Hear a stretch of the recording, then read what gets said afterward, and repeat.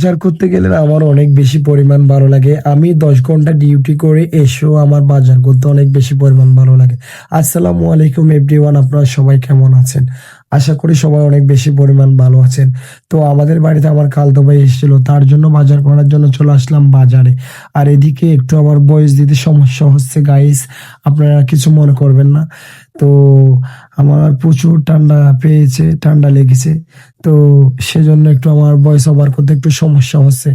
যাই হোক, আমি রুই মাছ নিয়েছিলাম ২ কিলো, চিংড়ি মাছ নিয়েছিলাম ০.৫ কিলো, মুরগি নিয়েছিলাম ২ কিলো। তারপর এগুলো নিয়ে কোটার জন্য চলে আসলাম।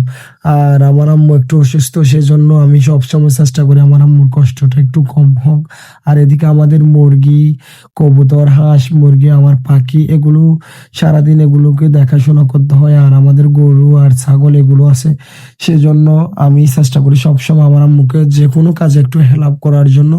যাই হোক, মাছ মাংসগুলো কেটে নিয়ে চলে আসলাম সবজির দোকানে। সবজির দোকানে এসে দেখতেছিলাম নতুন নতুন সবজি বিক্রি করতেছে। আর কিছুদিন পরে কিন্তু গাইস সবজির মেলা বসবে। ফুলকপি বেচতেছে ১০০ টাকা করে, টমেটো বিক্রি করতেছে ২৪০ টাকা করে।